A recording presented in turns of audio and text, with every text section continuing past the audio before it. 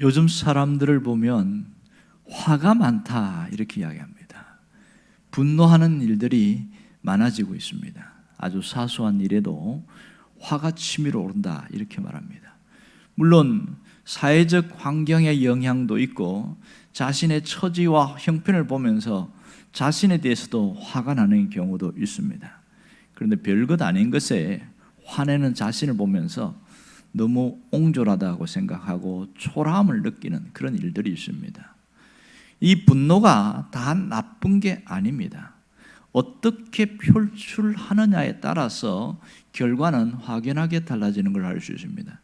여러분, 우리나라의 유명한 아이돌 그룹 중에서 BTS 있지 않습니까? 세계적으로 인기를 끌고 있는 이 BTS의 방시혁 대표가 성공할 수 있는 비결이 뭐냐 물었더니 자신의 성공 원동력은 분노였다 이렇게 말합니다. 상당히 충격적이지요. 자신의 성공 원동력은 분노였다. 그 분노를 어떻게 표출하느냐 이게 대단히 다른 거예요. 부정적으로 표출하는 사람은 정오와 미움으로 꽉 차 있을 것이고 이걸 미움의 카르텔이다 이렇게 표현합니다. 그러니까 응어리 짓다는 거죠. 이 카르텔 헤게모니로 발전한다. 어려운 표현입니다만은 자신에게 쌓여있는 응어리가 감정이 폭발한다 이런 얘기 됩니다. 그러나 그 분노를 눈물로 녹이면 흘렸던 눈물이 아름다운 결실로 나타난다는 겁니다. 여러분은 분노를 어떻게 녹이고 있습니까? 만일 내 자신에 대하여 현실에 대해서 화가 났을 때에 그 분노를 눈물로 녹이면 인생 자체가 확연하게 달라집니다. 그 사람이 오늘 모세입니다. 모세의 인생만큼 오르막과 내리막이 선명한 사람은 많지 않을 겁니다.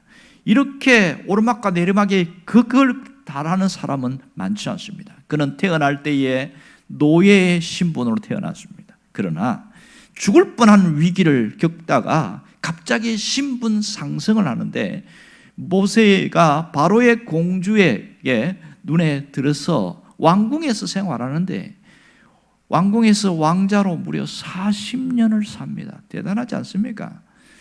어쩌면 다음 파라오로 등극할 수 있는 그런 모든 기회와 조건이 주어졌습니다. 그런데 그가 동족의 학대당함을 보고 의분에 못 이겨서 애국 관리를 죽입니다. 단 한 번의 애국 관리를 죽이는 그것이 그의 삶은 치명적인 내리막길로 내려가게 했습니다. 왜 그랬을까? 그것은 자신은 지금 눈에 보이는 신분은 왕자지만 그 이스라엘 백성들, 노예로 있는 사람과 동일시했기 때문에 나타나는 결과입니다. 그러나 동족들이 자기를 감싸주고 보호해 줄 줄 알았어요. 그런데 현실은 전혀 그렇지 않았습니다. 그는 도망자 신세가 되어서 미디안 광야에서 일평생 동안 있었다고 해도 과언이 아닐 정도입니다. 이 미디안 광야에서 이드로의 집에 들어갑니다. 이드로가 셈족 계통인데 그도 하나님을 믿는 사람이었습니다. 이방 사람이긴 하지만 그가 그 집에서 들어가서 이제 결혼을 하게 되는데 십보라를 만나서 결혼합니다. 그리고 아들을 놓고 그렇게 40년의 세월이 또 갑니다. 나이 80이 되었어요. 그때 하나님이 부르시잖아요. 하나님의 소명을 받고 어디로 갑니까? 도망갔던 그 이집트로 다시 돌아가는 거예요. 거기서 10가지 재앙과 홍해 사건, 어마어마한 기적을 통해서 이끌어낸 다음에 이스라엘 백성들 200만 명을 광야로 데리고 가잖아요. 어디까지 갑니까? 저 아래에 있는 시내산으로 갑니다. 이 시내산에 이르렀을 때에 오늘 본문은 드디어 이 가족을 상봉하는 일이 생겼습니다. 이 이스라엘 백성들이 보통 별난 사람이 아니잖아요. 그러니 얼마나 힘든지 몰라요. 무럽다고 원망하고 조금 먹을 게 부족하다고 그러고 얼마나 힘든지. 그러니 모세도 지칠 만큼 지쳤을 때에 가족을 만난 것은 자기 마음의 오아시스와 같았습니다. 생수처럼 힘이 솟아나게 만들었습니다. 특별히 두 아들을 만난 것은 그에게 굉장히 힘이 됐습니다. 이드로가 자신의 아내였던 십보라와 두 아들 게르솜과 엘리에셀을 데리고 왔습니다. 오늘 본문 3절과 4절에 보면 다시 한번 이 내용이 잘 나옵니다. 여러분 성경을 다시 한번 읽어보면 좋겠습니다. 3절과 4절입니다. 그의 두 아들을 데리고 왔으니 그 하나의 이름은 게르솜이라. 이는 모세가 이르기를 내가 이방에서 나그네가 되었다 함이요 하나의 이름은 엘리에셀이라. 이는 내 아버지의 하나님이 나를 도우사 바로의 칼에서 구원하셨다 함이더라. 놀랍지 않습니까? 자, 여기에서 게르솜과 엘리에셀이 나와요. 근데 게르솜의 뜻이 무엇인지 여기서 해석까지 하고 있죠. 게르솜의 뜻이 뭡니까? 내가 이방에서 나그네가 되었다, 이렇게 말합니다. 이방에서 나그네가 되었다. 자, 이 나그네라는 뜻은 히브리어 깨르 이런 단어인데 시민권이 없이 이방 땅에 잠시 체류하는 사람, 이런 뜻입니다. 이게 나그네라는 뜻이에요. 그의 모세의 삶은 자신이 이 미디안 광야에서 나는 나그네구나, 그것을 40년 만에 느낀 거예요.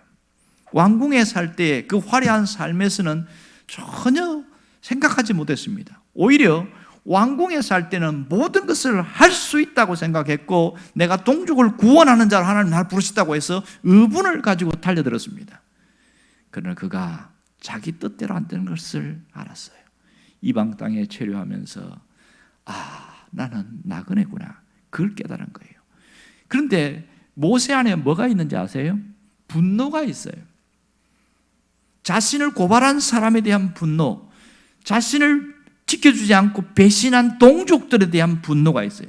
그리고 자기 자신에 대해서도 분노가 있는데 그것이 좌괴감과 좌절감과 절망감으로 나타나는 거예요. 그런 속에서 자신이 새롭게 깨달은 게 뭐냐? 내가 이방 땅에서 나그네로 산다. 여러분, 이게 어떻게 느껴지세요? 어떤 사람은 신세 한탄처럼 느낄 사람도 있습니다. 그러나 이 모세의 고백은 신세 한탄이 아니라 신앙 고백이었습니다. 인생은 나그네라는 것을 깨닫고 자기 아들의 이름을 게르솜 이렇게 줬습니다. 나그네 인생이라는 것을 인식했고요. 그 아들도 내가 살아봤더니 왕궁에 살아나 이 광야에 사나 한평생 인생은 똑같다. 그러나 동일한 건 나그네 인생이다. 너는 인생이 나그네인 것을 깨달아라. 그런 의미로 자식의 이름을 짓고 아마 자기가 인식할 수 있는 나이, 어린 나이에 됐을 때 큰아들에게 야, 우리 인생은 나그네 인생 사는 거야. 알겠지? 아마 이렇게 이야기했을 거예요. 여러분, 모세는 뼈저리게 느꼈어요. 그는 40년 동안 하나님이 왕궁에서 지도자로 세웠다는 것을 확연하게 믿었는데 결국은 뭐예요? 아무도 알아주지 않았어요. 아무도. 나그네로 살았던 것을 알고서 자신이 내 힘으로 사는 건 안 되는구나. 그 모세 인생에서 어떤 분이 굉장히 신학적으로 정리했는데 뭐라고 하냐면 왕궁에서는 모든 것을 할 수 있다. 그런데 광야의 40년은 나는 아무것도 할 수 없다. 이렇게 이야기합니다. 그리고 출애굽하면서 마지막 또 40년을 살잖아요. 그때는 하나님의 도움으로 살아간다. 이렇게 이야기합니다. 그래서 이 나그네 인생 깨달은 이 모세가 이것이 얼마나 중요한지를 뼈저리게 깨달은 것이 뭐냐? 두 번째 해답이 여기에 나옵니다. 그것은 둘째 아들 이름을 지으면서 자신이 해답을 찾았어요. 뭔지 아세요? 둘째 아들 이름이 엘리에셀. 이 뜻이 뭡니까? 하나님이 나의 도움이시다. 이걸 깨달은 거예요. 그래서 여기 출애굽 18장에 보면 이 4절에 보면 나오잖아요. 엘리에셀인데 이는 내 아버지의 하나님이 나를 도우셨다. 그 도우심에 대한 것이 뭐냐면 가장 자르기를 위협했던 바로의 칼에서 구원했다. 지금 자신을 죽이려 했던 바로가 죽었다는 거예요. 안전하게 보호하셨다는 것을 이야기하고 있습니다. 이 엘리에셀 히브리어가 엘리에제르 이런 뜻인데 하나님은 나의 도움이시다. 그 얘기를 하고 있습니다. 하나님이 정말 모세를 안전하게 지키고 보호하셨습니다. 내가 나그네인 것을 깨닫는 것이 왜 중요해요? 나그네인 것을 인식하고 있어야 인생을 함부로 살지 않는 거예요. 그리고 내 인생은 하나님의 도움으로 산다는 것을 그렇게 품고 살아가게 되는 겁니다. 여러분 모세 한번 생각해 보세요. 한 손에는 게르솜이 있고 한 손에는 엘리에셀을 품고 살아갑니다. 그 모세가 자기 광야에서 깨달은 그 위대한 깨달음과 신앙 고백이 여기에 다 녹아 있습니다. 오늘 이걸 통해서 우리에게 주시는 메시지가 뭘까요? 인생은 나그네 힘을 깨닫고 살아가라. 그걸 이야기하고 있는 거예요. 깨달은지 안 깨달은지 어떻게 알 수 있습니까? 그 깨달은 사람은 겸손해집니다. 겸손해서 하나님의 도우심, 엘리에셀 하나님을 의지하고 살아간다는 겁니다. 그러나 깨닫지 못한 사람은 여전히 자기가 하면 다 된 줄 알고 착각합니다. 자신이 나그네 힘을 아는 사람은 정말 하나님의 도우심으로 살아가는 인생이라는 것을 철저하게 깨닫고 그렇게 살아갑니다. 모세는 그렇게 살았어요. 두 아들을 통해서 자신의 신앙을 고백했고 다른 사람들에게 그것을 선포하고 있습니다. 나는 나그네다. 나그네는 오직 하나님의 도우심을 통해서만 살아가야 한다. 이걸 이야기하는 거죠. 여러분 우리도 마찬가지 아니겠어요? 오늘 이 게르솜을 통해서 나그네 힘을 통감한 사람은 어떻게 할까요? 엘리에셀의 하나님께서 역사하실 것을 간증하고 있는 거죠. 정말 이것이 깊이 박힌 사람은 생애 전환점이 생깁니다. 그냥 그렇구나 하고 넘어가는 사람은 변화는 없습니다. 그냥 그렇구나 하고 지나가는 거예요. 그러나 이게 뼈저리게 느끼는 사람은요 확 달라집니다. 사람이 언제 변하는 줄 아세요? 그것이 자기 생각과 사고와 가치관이 완전히 변화될 때, 무엇으로? 말씀으로 탁 변화될 때 인생 자체가 변화되어집니다. 여러분 그래서 예수 믿는 것은 인생이 달라지는 거다 이렇게 이야기합니다. 그걸 일반 사람들은 잘 모르는데 어디 가면 알 수 있냐면 청송감호소에 가면 그것을 확인하게 할 수 있습니다. 제가 아는 목사님이 청송감호소에 갔는데 그 흉악범들, 사형수들, 무기였던 수들 이런 사람들만 있는 곳인데 거기서 복음을 전하고 예수 믿잖아요. 예수 믿으면 진짜 믿은 사람은요 확 변해버려요. 그렇게 포악하고 살기등등하고 막 가까이 못 가는 거예요. 손가락으로 눈을 빼려고 그러니까 얼마나 무섭습니까? 이 사람이 와 온순해지는데 아니 저 사람이 어떻게 저렇게 변할 수 있어? 달라집니다. 너무 극명하게 달라지는 거예요. 근데 그런 사람들은 삶 자체가 완전 바닥에서 추락했다가 예수 믿으면서 달라지는 거잖아요. 그런데요 성도들도 예수를 믿는데 내가 나그네라는 사실을 뼈저리게 다 깨달은 사람은요 청산합니다. 더 이상 내 힘으로 살려고 하는 그 결심을 끊어버립니다. 그리고 어떻게 살아가요? 엘리에셀의 하나님을 붙들고 그 하나님께 자신의 생을 온전히 의탁하면서 위탁하면서 살아간다는 거예요. 여러분 지혜로운 사람은 이 세상은 우리에게 목적지가 아니라는 것을 압니다. 그저 거쳐가야 할 광야라는 것을 아는 거예요. 내가 돈을 벌어도 내가 뭔가 열심히 해도 여전히 나는 여기서 영원히 살 것이 아니다. 광야 인생을 살다가 내가 마지막 이 세상을 떠날 때는 하나님 품에서 영원히 안식할 것이다. 나의 본향은 하늘에 있다. 이것을 터득하고 깨닫고 살아간다는 거예요. 그래서 지금 현세를 살 때에 엘리에셀의 하나님을 붙들고 내 인생의 새 역사를 써나가고 하나님 앞에 쓰임받는 도구로 그렇게 살아간다는 거예요. 여러분이 그 사람 되기를 원합니다. 우리는 한 해의 마지막 주일인 송년주일을 보내고 있습니다. 송년주일하면 많은 사람들 송년의 밤을 보내면서도 야, 다 지나면 다 털어버려, 정리해버려 이렇게 생각합니다. 그래서 신앙은 좀 뭔가 달라야 돼요. 털어버리는데 거기에다가 중점을 두는 게 핵심이 아니에요. 뭐냐? 내가 나그네라는 사실을 인식하고 사는 것이 대단히 중요합니다. 그럼 여러분은 얼마나 나그네라고 인식하고 살아왔는지 한번 우리 자신을 돌아보기를 원합니다. 여러분 나그네의 특성이 뭔지 아세요? 정착하지 않아요. 한 군데 늘 이곳 갔다가 저곳 갔다가 떠돌아다닌다는 게 첫 번째 특징이고요. 또 하나는 시민권이 거기 없어요. 어디에 있든지 시민권은 거기 없어요. 마지막에는 자기가 돌아가야 할 본국이 있다, 돌아가야 할 곳이 있다는 걸 알고 그것을 향해서 가고 있습니다. 이게 나그네의 특징입니다. 그런데요, 이 세상에 세 종류의 사람이 있습니다. 하나는 자기가 나그네인 줄을 모르고 살아가는 사람이 있어요. 나그네인 줄을 모르고 살아가는 거예요. 그런 사람은 어떻게 삽니까? 이 세상이 전부다, 전부인 줄 알고 그저 집착하면서 살아가는 거예요. 내가 목숨을 걸고 지키려고 그래요. 사소하고 작은 것인데 그게 자기 목숨 전체를 다 걸어버려요. 집착해서 벗어나지 못합니다. 두 번째는요, 나그네인 줄은 아는데 내가 미련이 너무 많아. 미련이 너무 많아서 그래서 놓지 못하는 사람이 있습니다. 이런 사람 어떻게 사는 줄 아세요? 되는 대로 살아갑니다. 되는 대로.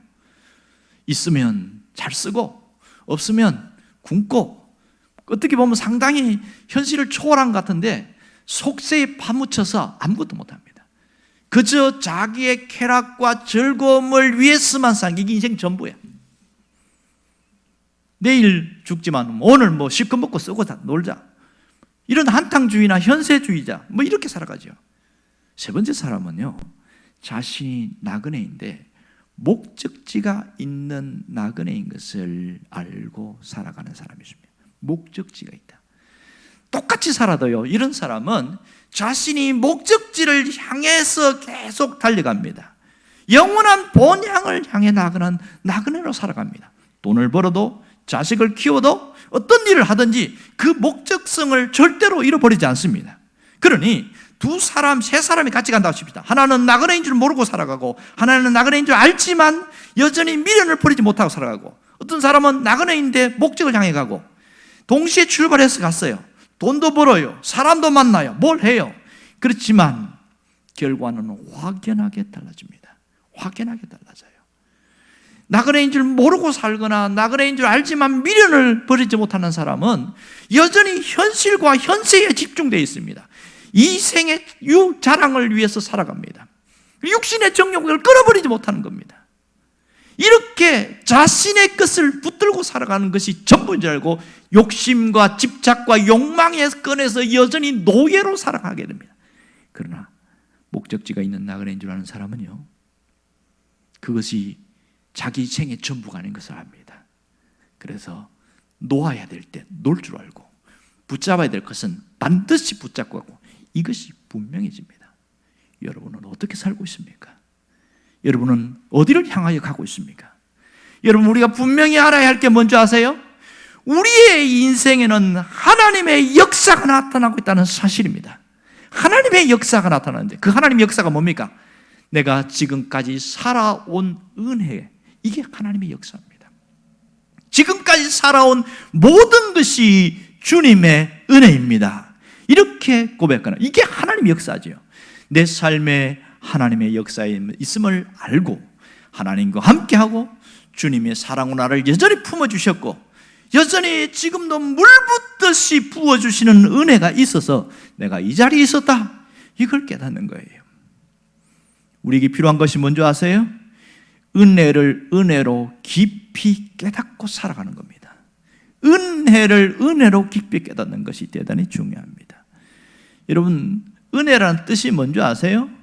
받을 자격이 없는 사람에게 무조건적으로 주어지는 하나님의 선물, 이게 은혜입니다. 하나님의 은혜는 특별히 그래요.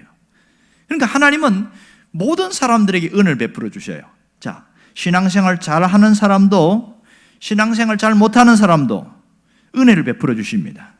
더 나아가서 예수를 믿는 사람도 예수 안 믿는 사람도 은혜를 주셔요. 이것을 일반 은총이다, 이렇게 말합니다. 특별히 신앙생활 하는 사람에게 주시는 은혜를 뭐라고 하냐면 특별 은총이다, 이렇게 말합니다. 그러면 하나님은 모두에게 이러한 은혜를 주시는데 그것을 깨닫는 사람이 있고 그것을 깨닫지 못하는 두 종류가 있겠지요. 여러분, 우리에게 주신 은혜 중에 가장 큰 은혜, 가장 소중한 은혜, 놓치지 말아야 할 은혜가 뭡니까? 구원의 은혜지요. 하나님이 예수 그리스도를 통해서 구원의 은혜를 우리에게 줬단 말이에요. 은혜 속에 복음의 진수가 그게 들어있는데 이것을 잃어버리면 다 무너지는 겁니다. 여러분, 기독교와 세상에 있는 다른 종교 차이점이 뭔지 아세요? 기독교는 은혜의 종교입니다. 세상의 종교는 행위의 종교예요. 네가 이것을 할 때에 내가 이렇게 하겠다. 그것이 일반 종교입니다. 거기는 행위만 있고 은혜는 없어요. 이게 차이점이에요. 그런데 예수를 믿는 사람이 왜 하나님의 은혜를 잘 깨닫지 못할까요? 왜 깨닫지 못하지요? 찬양도 하고 성경을 통해서 그렇구나 알기도 하는데 금방 잊어버려요. 금방 잊어버려요. 그리고 현실에 반응하는 거예요. 왜 그럴까요? 모든 것이 그냥 주어졌다고 생각하기 때문에 그렇습니다. 깨닫긴 깨닫지만 깊숙한 생의 전환점이 될 만큼 깨달음이 없는 거예요. 그러니까 덜컥 지나가 버리는 거죠. 여러분, 우연은 없습니다. 결국 돌아보면 모든 것은 하나님의 손길이 작용하고 있다는 것을 우리가 알 수 있지요. 이 하나님의 은혜는 놀라운 특징인데 그건 뭔지 아세요? 일단 돈으로 살 수 없어요. 그리고 이것은 공짜로 주십니다. 그러나 믿음이 없는 자들은 받지 못합니다. 은혜를 받아들일 수 있는 사람은 누굽니까? 믿음이 있는 사람만이 받아들일 수 있습니다. 그렇다면 우리가 이 은혜를 받아들이는데 가로막고 있는 장애물들이 있잖아요. 이것을 확 청산해 버려야 됩니다. 그런 다음에 은혜의 안경을 쓰고 봐야 돼요. 사람을 볼 때에 은혜의 안경을 쓰고 보고, 환경을 볼 때에 은혜의 안경을 쓰고, 내 현실과 암담한 미래 속에 무슨 안경을 써야 돼요? 은혜의 안경을 쓰고 딱 바라보면 뭐가 보이는 줄 아세요? 하나님이 보여요. 하나님의 역사가 느껴져요. 하나님이 일하실 것이 느껴져요. 이런 사람은 특징이 뭔지 아세요? 요동하지 않아요. 불안해하지 않고요. 두려워하지 않습니다. 왜? 은혜의 안경을 쓰고 보니까 다르게 보이거든요. 똑같은 현실, 똑같은 상황인데 다르게 보이는 거예요. 누가 그렇게 바꿔놨습니까? 안경을 바꿔서 그렇습니다. 그러니 이런 사람은 세상을 살 때에 새로운 세상을 사는 것처럼 보이고 전혀 다르게 보입니다. 그렇기에 매일 행복하고 형통할 수밖에 없는 것이죠. 제가 그것을 몇 번 느낀 적이 있는데 가장 크게 느낀 것은 제가 목사가 안 되려고 하나님 앞에 단판 지은 적이 있습니다. 기도원에 가서 그 한 평짜리 그 산에 위에 있는 거기서 기도굴에서 하나님 나 목사 안 될 테니까 도장 좀 찍어주세요 그랬어요. 도장이 뭐냐? 사인 한 번 좀 돼. 그래라. 그거 말 한마디 듣고 싶어가지고 밤새도록 기도하는데 절대로 하나님 말을 안 하는 거 있죠. 결국은 내가 꼬꾸라져가지고 회개하고 돌아오는데 희한한 건 뭐냐면 아침에 문을 열고 나오는데 해가 쫙 올라오는데 저 밑에 옹기같이 막 밥 하는데 연기가 나오는데요. 햇살이 들이오는데 그 산에서 내려오는데 보니까 나무와 풀들이 노래하고 춤추는 것처럼 보이는 거예요. 제 눈에 그렇게 보이는 거죠. 한 번도 그렇게 경험을 하지 못한데 처음 느꼈어요. 그때 부른 찬양이 주 하나님 지으신 모든 세계 내 마음속에 그리워 볼 때, 이 찬양을 얼마나 많이 했는지 몰라요. 내려오면서 섰다가 또 하늘 바라보고 또 이 자연을 보고 주님의 높고 위대하심을 내 영혼이 찬양하네. 내 마음이 얼마나 기쁜지 몰라요. 그런데요, 옆에 있는 모든 것들이 다 환하게 웃는 것을 보여요. 누가 바뀌었습니까? 내가 달라진 거죠. 주변은 전혀 변하지 않았어요. 내가 달라졌어요. 내가 그게 꼬꾸라지고 회개하고 돌이키면서 뭐 썼지요? 은혜의 안경을 쓰고 주변을 보게 된 거예요. 여러분, 현실이 문제가 아니고 환경이 문제가 아니고 사람이 문제가 아닙니다. 문제는 내가 어떤 안경을 쓰고 있느냐, 이것이 가장 큰 문제입니다. 은혜의 안경을 쓰고 보면 새로운 세계가 열립니다. 여러분에게 그 은혜가 있기를 원합니다. 이런 사람들이 매일 드려야 할 기도가 뭘까요? 지금까지 살아온 것이 주님의 은혜다. 살아온 은혜를 놓치지 않는 거예요. 살고 있는 그 자체가 은혜 속에 있고 은혜 속에서 내가 지금도 일어나고 있다는 것을 압니다. 이 은혜를 붙든 사람은 날마다 나를 새롭게 한다는 능력이 있습니다. 여러분, 일생 동안 하나님의 은혜를 깨닫고 산다면 그 사람 절대로 불행해지지 않습니다. 오히려 그 은혜를 인식하고 의식하고 살아가는 사람은 사는 것이 행복하다고 말할 수 있어요. 사는 것이 행복하다. 그건 은혜 속에 있는 사람만이 고백할 수 있는 놀라운 신앙 고백입니다. 은혜를 특징이 뭐냐면 깨달은 만큼 달라집니다. 깨달은 만큼 행복의 크기도 달라집니다. 그 은혜 속에 깊이 박힌 만큼 행복의 그 감격도 달라진다는 사실을 알아야 됩니다. 여러분, 은혜를 은혜로 아는 사람은 어떤 모습으로 살아갈까요? 겸손하게 하나님의 도우심을 의지하며 살아갑니다. 지금 현실이 자꾸만 거꾸로 가요. 내가 기도했는데 안 돼요. 이루어지지 않고 더 힘들어져요. 이전 같으면 하나님 나한테 이럴 수 있습니까? 하나님, 내가 얼마나 하나님 앞에 최선을 다해서 신앙생활하는데 이럴 수 있습니까? 이렇게 웃고 올라오던 것이 확 무너져 버리는 거예요. 왜? 살든지 죽든지 주님이 알아서 하시겠지. 하나님 나 맡길 거예요. 손 떼버리니까 그 마음이 무너져 버리는 겁니다. 이렇게 달라지니까요, 누가 편합니까? 내가 편한 거예요. 그런데 지나고 보면 정말 그렇게 할 때에 하나님이 주도적으로 끌고 나가는 경우가 한두 번이 아닙니다. 인생이 나그네임을 깨달은 사람은요, 날마다 하나님의 도우심을 구합니다. 날마다. 그리고 날마다 하나님께 자기의 삶을 위탁하며 살아가는 겁니다. 여러분이 그 사람 되기를 원합니다. 하나님의 도우심을 구하고 하나님께 의탁하는 사람은요, 움켜쥐려고 하지 않습니다. 나그네 인생을 사는 사람은요, 움켜지는 인생을 안 삽니다. 만일 자신이 나그네라는 걸 알았는데도 불구하고 움켜지는 사람은요, 어떻게 살았는지 아세요? 험악한 세월을 보내게 됩니다. 누가 이렇게 고백했습니까? 야곱이 그랬잖아요. 야곱이 가나안 땅에서 그렇게 살다가 바로 앞에 섰을 때 자기 나이가 130세였어요. 당신의 나이가 몇 살입니까? 물으면 그냥 제 몇 살입니다 이렇게 고백하면 되는데, 제가 130세를 살았는데 험악한 세월을 보냈나이다. 그 이야기 할 필요 없는데 왜 했습니까? 자신이 너무너무 험악한 세월, 움켜쥐고 살다 보니까 험악한 세월로 삽니다. 돌이켜보면 정말 야곱의 인생은 움켜짐의 반복이었고 연속인 것을 알 수 있습니다. 형의 축복을 가르쳐서 움켜졌잖아요. 그랬더니 뭐 잃었어요? 부모와 형을 잃어버렸어요. 어머니 임종도 보지 못했어요.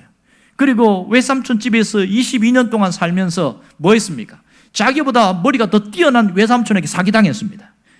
10번이나 이 반복해서 사기를 치는데 꼼짝없이 당해버린 거예요. 아, 내가 이러면 안 되겠다 하다 고향으로 돌아오다가 누굴 잃어버립니까? 사랑했던 라헬이 죽습니다. 얼마나 가슴이 아픕니까? 그리고 내가 다른 아들은 절대로 내가 잃어버리지 않아야지 움켜지다가 누굴 놓쳤어요? 요셉을 잃어버렸잖아요. 그리고 가나안 땅에서 다시 흉년이 들어서 자식들을 보내잖아요. 양식 사오라고. 그때 또 누구 잃어버립니까? 시몬과 베냐민까지 잃어버릴 처지 생긴 거예요. 움켜쥐고 살았더니 지켜지는 줄 알았는데 다 떠나가더라는 겁니다. 여러분, 통장 움켜쥐는 사람은 그 통장이 나를 배신한다는 사실을 알아야 됩니다. 내가 움켜쥐는 만큼 그것이 나를 배신할 때는 고통을 이루 말할 수 없습니다. 야곱처럼 험악한 세월을 살게 됩니다. 손을 놔야 됩니다. 야곱이 결정적인 순간에 손 놨어요. 마지막 베냐민을 보낼 때 그가 유명한 고백을 합니다. 내가 잃게 되면 이르리로다. 잃게 되면 이르리로다 하고 그 손을 놓으면서 이 자식을 하나님의 손에 위탁해버렸어요. 하나님 알아서 해주세요. 그랬더니 무슨 결과가 생겼습니까? 시몬도 얻고 베냐민도 얻고 요셉도 얻었습니다. 손을 놨을 때에 하나님이 회복시키시는 겁니다. 혹시 여러분이 아직까지 움켜쥐고 있다면 손을 놓기를 원합니다. 오늘 성도들 중에 나그네 인생을 모르는 사람 거의 없습니다. 신앙생활 하는 사람은 대부분 다 알고 있어요. 그럼에도 불구하고 자신이 움켜쥐고 있다면 손을 놔야 그 인생이 회복되어집니다. 엘리자베스 키블러 로스라는 이 여사가 쓴 인생 수업이라는 게 있습니다. 이 책이 굉장히 유명한데요. 그 책에 보면 한번 이런 이야기가 나옵니다. 40대 중년의 여인이 와서 상담을 하는데 자기가 있었던 이야기를 쭉 하는데, 이제 큰 고속도로에서 차가 엄청 밀리는 거예요. 차를 안전하게 운전하고 있는데 앞에 약간 밀려서 가는데 뒤에 백미를 보니까 차가 이걸 밀린지를 못 보는지 속도를 내고 달려오는데 그때 죽었구나 그런 생각이 드는 거예요. 그때 하필이면 자기 차선에 몰고 들어오는데 그러면서 눈을 감고 하나님 나 이제 끝났네요 하고 손을 놔버렸네. 아닌 다를까 꽉 하는 소리가 나는데 얼마나 많이 했는지 팔중추돌이 된 거예요. 자기도 부딪히고 앞에도 부딪히고 앞에도 부딪히고 그래갖고 어마어마하게 앰뷸런스가 많이 와가지고 대형 병원에 실려간대. 희한한 일은 뭔지 아세요? 이 사람 하나도 안 다쳤어요. 차는 폐차됐어요. 하나도 안 다쳤어요. 그래서 의사들이 기적입니다 이렇게 이야기합니다.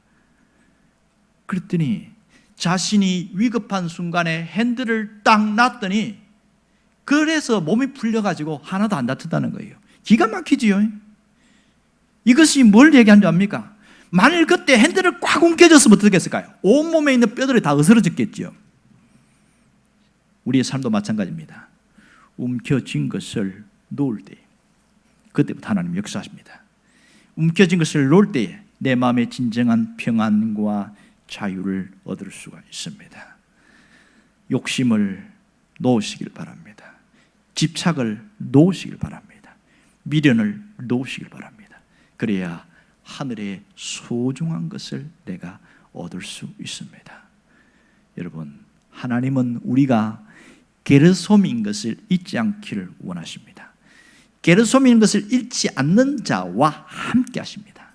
자신이 나그네 인생임을 기억하는 이 성도와 함께 한다는 사실을 확신하기를 바랍니다. 정말 이 나그네 인생임을 확신하는 사람은 어떻게 살아가요? 엘리에셀의 하나님을 믿고 살아갑니다. 엘리에셀의 하나님 뭐예요? 하나님은 나의 도움이시다. 오직 엘리에셀의 하나님께 의탁하고 살아가는 거예요. 정말 하나님은 이렇게 사는 자는요 그대로 역사하셔요. 그대로 역사하셔요. 모세의 인생이 이렇게 화려할 수 있었던 것은 바로 엘리에셀의 하나님을 믿었기 때문입니다.